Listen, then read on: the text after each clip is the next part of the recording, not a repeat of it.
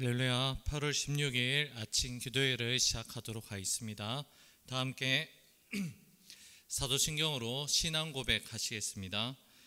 나는 전능하신 아버지 하나님 천지의 창조주를 믿습니다. 나는 그의 유일하신 아들 우리 주 예수 그리스도를 믿습니다.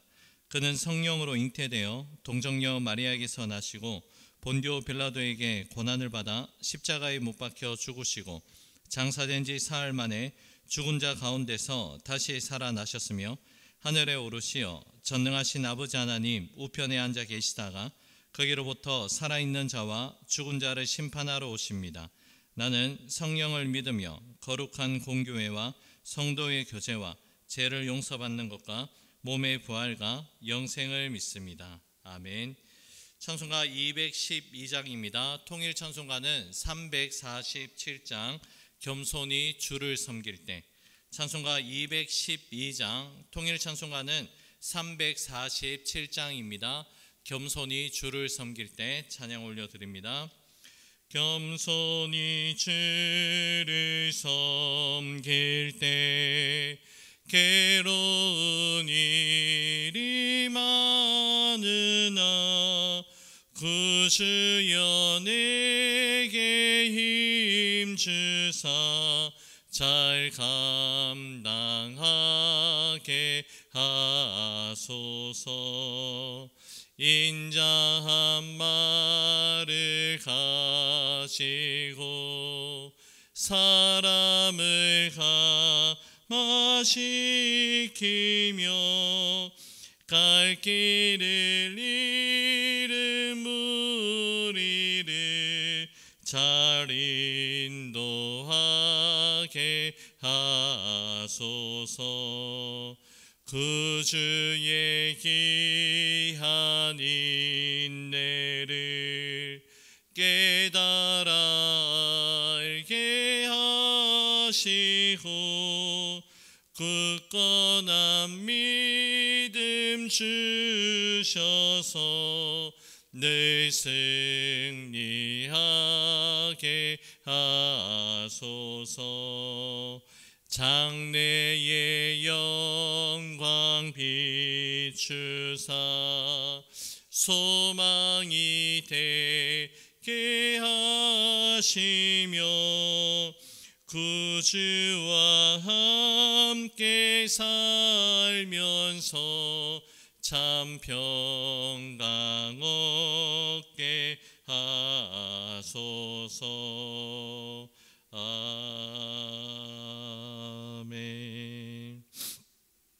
오늘 우리의 주신 하나님 말씀 예레미야 50장 21절에서 32절의 말씀입니다. 예레미야 50장 21절에서 32절의 말씀입니다. 이제 말씀 제가 한 절, 여러분들이 한 절, 한 절씩 나누어서 교독하시고 마지막 32절 말씀은 한 목소리로 함께 읽도록 하겠습니다. 이는 여호와의 말씀이니라. 너희는 올라가서 무라다임의 땅을 치며 그곳의 주민을 쳐서 진멸하되 내가 너희에게 명령한 대로 다 하라. 그 땅에 싸움의 소리와 큰 파멸이 있으리라. 온 세계의 망치가 어찌 그리 꺾어 부서졌는고, 바벨론이 어찌 그리 나라들 가운데 황무지가 되었는고. 바벨론아, 내가 너를 잡으려고 올무를 놓았더니 내가 깨닫지 못하여 걸렸고 내가 여호와와 싸웠으므로 발각되어 잡혔도다. 여호와께서 그의 병기창을 열고 분노의 무기를 꺼내면 주 만군의 여호와께서 갈대아 사람의 땅에 행할 일이 있음이라.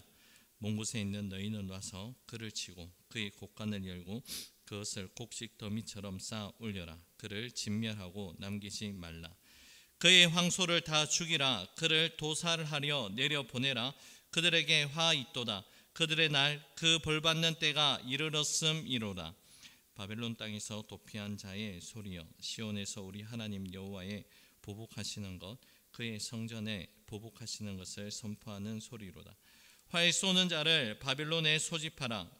활을 당기는 자여, 그 사면으로 진을 쳐서 피하는 자가 없게 하라. 그가 일한 대로 갚고 그가 행한 대로 그에게 갚으라. 그가 이스라엘의 거룩한 자 여호와를 향하여 교만하였음이라. 그러므로 그날에 장정들이 그 거리에 엎드러지겠고 군사들이 멸절되리라. 여호와의 말씀이니라. 주 만군의 여호와의 말씀이니라. 교만한 자여, 보라, 내가 너를 대적하나니 너의 날 곧 내가 너를 벌할 때가 이르렀음이라. 교만한 자가 걸려 넘어지겠고 그를 일으킬 자가 없을 것이며 내가 그의 성읍들의 불을 지르리니 그의 주위에 있는 것을 다 삼키리라. 아멘. 오늘은 매일 성경 오늘의 본문의 말씀과 그리고 내일 토요일에 그 말씀을 함께 연결해서 하나님 말씀을 함께 나누도록 하겠습니다. 예레미야 50장 21절에서 46절까지 말씀은 그동안 다른 나라들을 진멸하던 바벨론의 진멸에 대한 그 말씀이 계속 이어지고 있습니다. 이 모든 일들은 강한 자, 강한 구원자 되시는 하나님께서 이 모든 일들을 이루어가고 있음을 우리에게 말씀합니다. 이제껏 우리가 살펴본 그대로 바벨론의 역사는 주로 다른 나라들을 침략하고 전쟁을 주도하고 일으켰던 나라였는데 이제 그 상황이 바뀌어서 바벨론 땅에서 전쟁이 일어나게 됩니다. 그동안 다른 민족에게 공포의 대상으로 여겨졌던 그 나라 바벨론에서 22절의 말씀처럼 그 땅에서 싸움의 소리와 큰 파멸의 역사가 일어나게 된 것입니다. 온 세상에 망치와도 같았던 바벨론이 이제 꺾이게 되고 부서지게 되었는데 이 모든 일들을 주도하시는 분이 바로 강한 구원자 하나님이심을 우리에게 말씀하고 있습니다. 본문 24절과 25절의 말씀입니다. 바벨론아, 내가 너를 잡으려고 올무를 놓았더니 내가 깨닫지 못하여 걸렸고 내가 여호와와 싸웠으므로 발각되어 잡혔도다. 여호와께서 그의 병기창을 열고 분노의 무기를 꺼내면 주 만군의 여호와께서 갈대아 사람의 땅에 행할 일이 있음이라. 자, 하나님께서 주도하시는 일이기 때문에 당시에 아무리 강한 힘을 가지고 있었던 바벨론이라고 할지라도 이 심판의 칼날을 피할 수 없다는 것을 말씀합니다. 온 세상에 망치와도 같았던 바벨론의 그 위엄은 다 사라지게 되고 이제 저주를 받은 도시가 되어서 이를 지켜보는 모든 사람들의 놀림의 대상이 되고 맙니다. 바벨론을 향한 심판은 그동안 바벨론에게 당한 그 나라들을 통하여서 이 심판의 과정이 이루어집니다. 온 세상에 자신들이 최고라고 자부하면서 다른 민족들의 피눈물을 나게 하였던 바벨론의 그 오만함과 악행을 하나님께서 이제 그 흔적조차도 남기지 아니하시고 심판하시게 됩니다.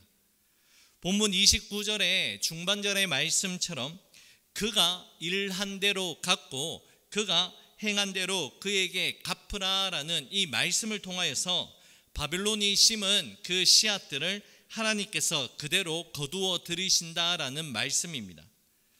바벨론은 유다 백성들뿐만이 아니라 다른 민족들에게 하나님의 심판의 도구로 쓰임받을 때 자신들 모습들 또한 늘 언제나 하나님 앞에서 교만한 모습은 없는지 자신의 모습을 마땅히 되돌아봐야 합니다.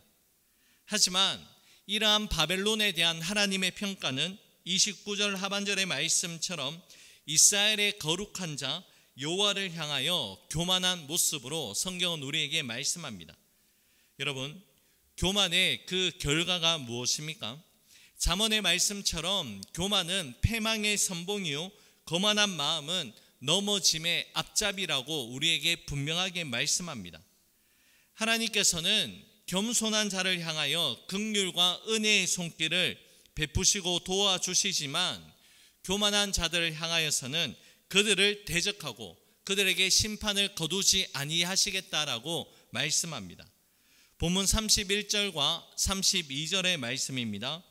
주 만군의 여호와의 말씀이니라. 교만한 자여, 보라, 내가 너를 대적하나니 너의 날 곧 내가 너를 벌할 때가 이르렀음이라. 교만한 자가 걸려 넘어지겠고 그를 일으킬 자가 없을 것이며 내가 그의 성읍들에 불을 지르리니 그의 주위에 있는 것을 다 삼키리라. 교만한 인생은 하나님을 업신여기며 살아가는 자들이기 때문에 하나님께서 직접 대적하고 심판하시는 그 안타까운 결과를 불러옵니다. 하나님은 겸손한 자를 돌보시고 살피시는 분이기에 하나님 앞에서 겸손한 자를 위하시고 그를 대적하는 자를 또한 하나님께서 대적하신다라고 말씀하고 있습니다. 하나님 앞에서 교만하게 살아가는 자들은 하나님께서 직접 대적하시기 때문에 그 무서운 형벌을 피할 수가 없습니다. 당시 바벨론은 세계 최강의 패권을 가진 절대적인 힘을 가지고 있었습니다. 그 어느 누구도 바벨론을 대항할 민족과 나라가 없었습니다. 온 세상에 망치라고 자처하던 바벨론이지만 바벨론은 하나님 앞에서 철저하게 교만하여서 역사의 주관자 되시는 하나님을 업신여겼기 때문에 그것이 그들에게는 올무가 되어 패망의 길로 접어들 수밖에 없었습니다. 새가 새 사냥꾼의 올무에 걸리듯이 바벨론은 하나님께서 놓으신 올무에 걸리고 넘어지고 말았습니다. 바벨론의 이러한 모습을 통해서 우리가 얻을 수 있는 교훈은 무엇입니까?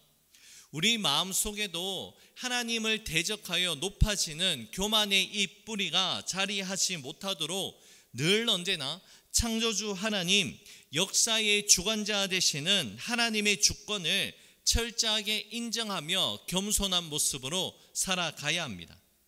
자, 50장 33절에서 46절의 말씀은 내일 큐티 본문의 말씀인데요. 교만한 바벨론의 멸망이 이스라엘 백성의 구원의 연계성에 대해서 말씀하고 있습니다. 먼저 본문 33절 하반절 말씀에서 바벨론이 유다 백성을 붙들고 놓아주지 않는다라는 그 말씀이 있는데요. 이 모습은 출애굽기 말씀 가운데 이스라엘 백성들이 애굽에서 종살이를 할 때에 바로가 이스라엘 백성들을 잡아두고 돌려보내기를 거절하였는 장면과 그 말씀과 동일한 연결점을 가집니다. 출애굽기 9장 2절 말씀에서 바로가 이스라엘 백성들을 잡아두고라는 이 히브리어 단어가 하자크라는 단어가 쓰이는데요. 오늘 본문 말씀에서 붙들고라는 이 말씀에도 동일하게 하자크라는 단어가 동일하게 사용이 되고 있습니다. 애굽 왕 바로가 이스라엘 백성들을 놓아주고 보내어주기를 거절했던 것처럼 바벨론 또한 포로로 잡아온 자들을 붙잡아 두고 가나안 땅 예루살렘으로 돌려보내기를 지금 거절하고 있는 모습입니다. 우리가 바벨론에서 포로 기한을 왜 제2의 출애굽이라고 부르는 이유 가운데도 바로 하나가 그 이유가 바로 여기 담겨져 있습니다. 바벨론이 붙잡아 두고 돌려보내기를 거절하지만 구원자 되시는 하나님의 역사를 그들이 막아낼 수는 없었습니다. 자기 백성을 위해 싸우시는 하나님의 놀라운 능력 앞에서 바벨론의 힘과 바벨론의 절대적인 능력은 아무런 힘을 발휘할 수가 없었다는 것이죠. 사랑하는 여러분, 이 세상에서 하나님보다 강한 것은 없습니다. 이 세상에서 하나님보다 절대적인 것은 없다는 것이죠. 지금 바벨론이 하나님의 백성을 놓아주지 않으려고 꼭 붙들고 있지만 하나님께서 지금 구원자가 되어 주셔서 하나님의 백성들을 위해서 직접 싸우시겠다라는 그 약속의 말씀이 이 가운데 담겨져 있습니다. 그 말씀이 34절 말씀 가운데 기록되어 있는데요. 34절 말씀 제가 읽어드립니다. 그들의 구원자는 강하니 그의 이름은 만군의 여호와라. 반드시 그들 때문에 싸우시리니 그 땅에 평안함을 주고 바벨론 주민은 불안하게 하리라.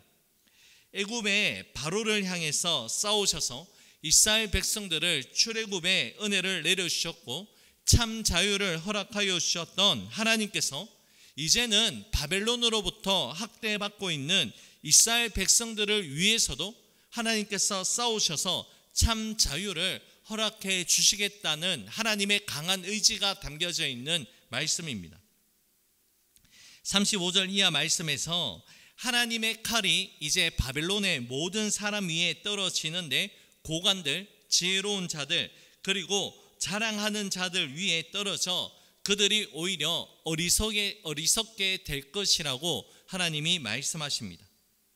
바벨론이 그동안 절대적으로 의지하고 있었던 그 모든 것들을 한순간에 하나님께서 무용지물로 만들어버리는 그 역사를 행하신다는 것이죠.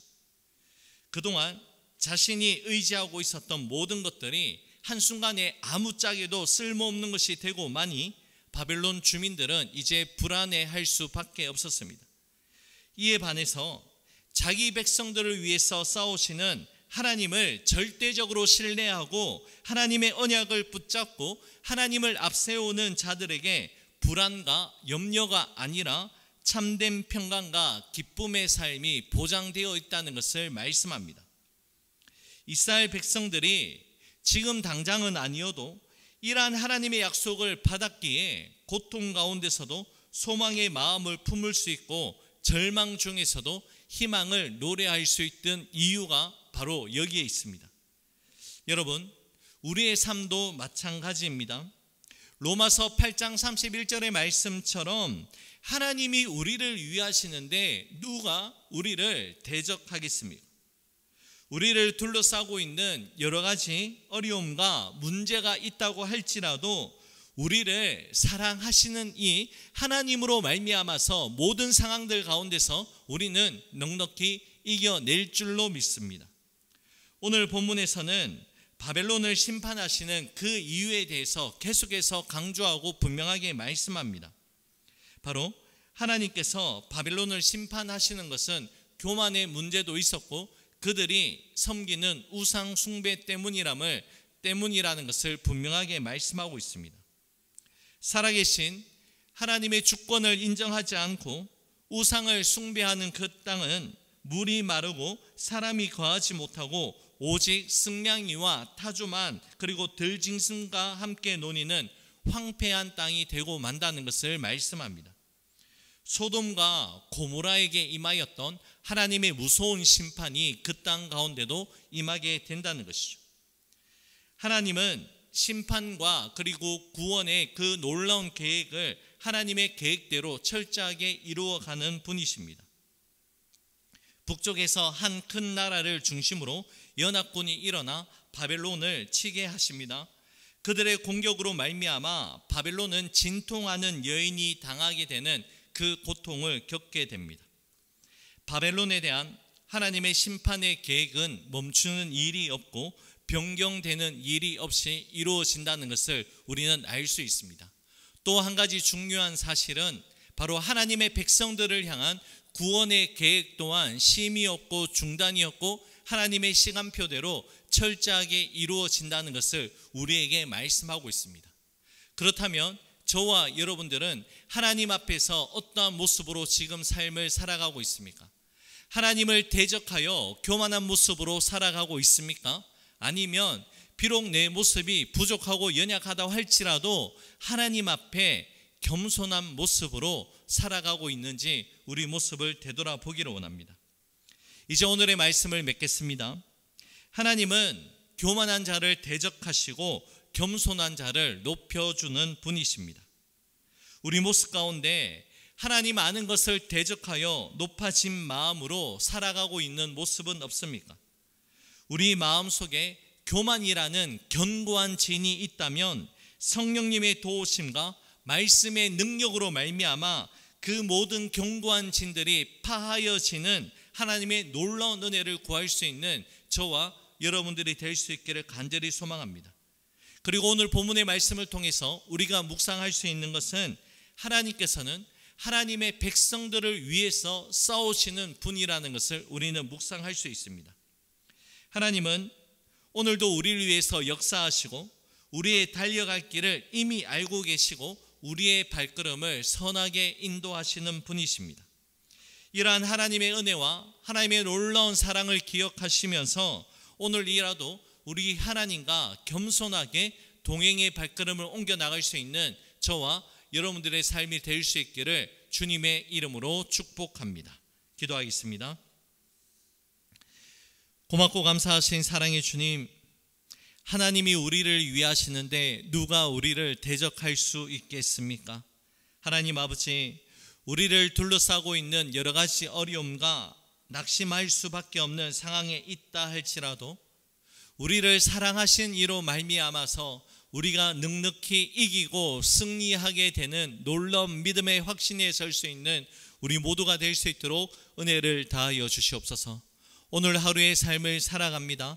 하나님, 이러한 하나님의 은혜 가운데서 우리가 견실하며 흔들리지 아니하고 주님과 동행함으로 말미암아 이미 우리에게 예배해 놓으신 승리의 은혜를 맛보아 누리며 감사하며 살아갈 수 있는 우리 모두가 될 수 있도록 은혜를 다하여 주시옵소서. 모든 것 주님께 감사드리오며 예수님 이름으로 기도 올려 드립니다. 아멘. 하늘에 계신 우리 아버지, 아버지의 이름을 거룩하게 하시며 아버지의 나라가 오게 하시며 아버지의 뜻이 하늘에서와 같이 땅에서도 이루어지게 하소서. 오늘 우리에게 일용할 양식을 주시고 우리가 우리에게 잘못한 사람을 용서하여 준 것 같이 우리 죄를 용서하여 주시고 우리를 시험에 빠지지 않게 하시고 악에서 구하소서. 나라와 권능과 영광이 영원히 아버지의 것입니다. 아멘. 개인적으로 기도하는 시간을 가지도록 하겠습니다.